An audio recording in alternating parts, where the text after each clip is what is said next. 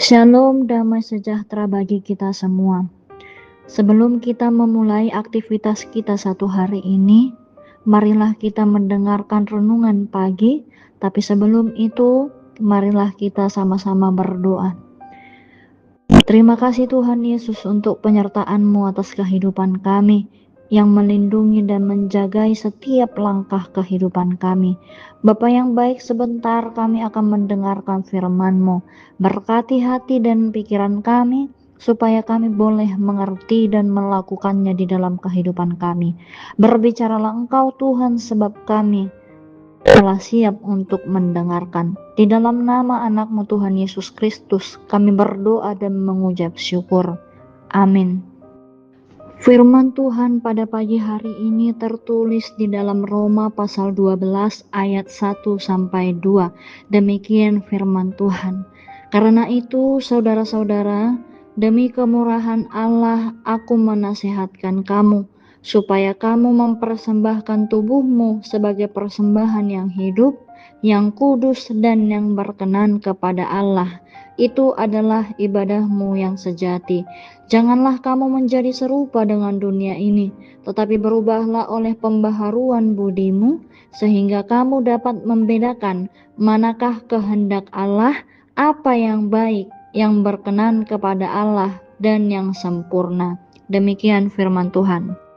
Bapak, Ibu, saudara-saudara yang terkasih, ada sebuah pepatah yang mengatakan, di mana bumi dipijak, di situ langit dijunjung.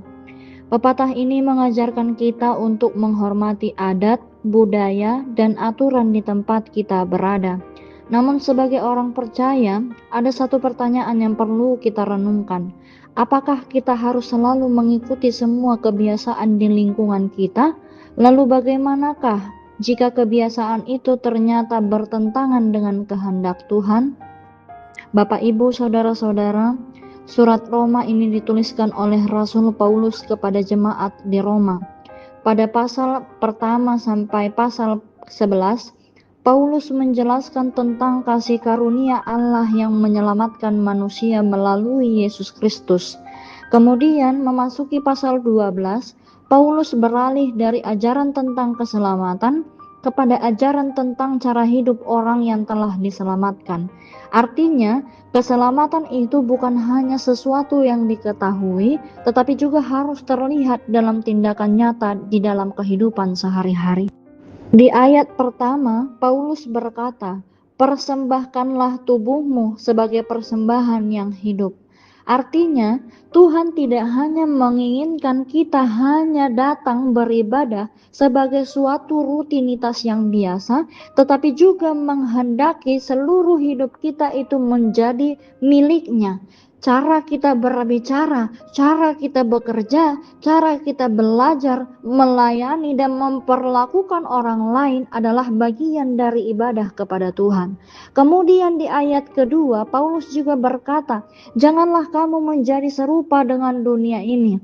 Saudara-saudara, dunia sering mengajarkan kita untuk hidup hanya bagi diri sendiri, mencari keuntungan untuk diri sendiri, atau bahkan mengikuti apa yang sedang menjadi tren meskipun terkadang itu sudah tidak sesuai dengan apa yang Tuhan kehendaki.